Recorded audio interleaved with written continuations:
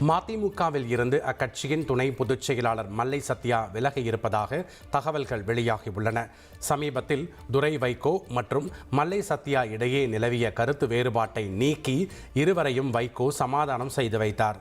இந்நிலையில் வைகோ மற்றும் மல்லை சத்யா இடையிலான உறவில் பிளவு ஏற்பட்டிருப்பதாக தெரிகிறது. மல்லை சத்யா தனக்கு துரோகம் செய்துவிட்டதாக குற்றம் சாட்டிய வைகோ, யார் வெளியேறினாலும் கட்சிக்கு பாதிப்பு இருக்காது என்றார். இத்தகைய சூழலில் பூந்தமல்லியில் நடைபெற்ற மதிமுக செயல் வீரர்கள் கூட்டத்தில் மல்லை சத்யா பங்கேற்கவில்லை. இதனால் மதிமுகவில் இருந்து அவர் விலகக்கூடும் என அரசியல் வட்டாரங்கள் தெரிவிக்கின்றன.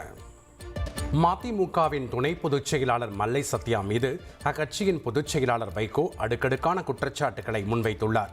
சென்னை பூந்தமல்லியில் உள்ள தனியார் மண்டபத்தில் நடைபெற்ற கட்சி செயல் வீரர்கள் கூட்டத்தில் பேசிய அவர், மல்லை சத்யா தனக்கு எதிராக செயல்படுவதாக குற்றம் சாட்டியுள்ளார். மேலும் கட்சிக்கு எதிராகவும் தன் மகனிற்கு எதிராகவும் சிலரை தூண்டிவிடுவதாகவும் பல முறை வெளிநாடு சென்று வந்த போதும் மல்லை சத்யா தன்னை மதிமுக துணை பொதுச் செயலாளர் என அடையாளப்படுத்திக் கொள்ளவில்லை எனவும் வைகோ தனது உரையில் குறிப்பிட்டுள்ளார்.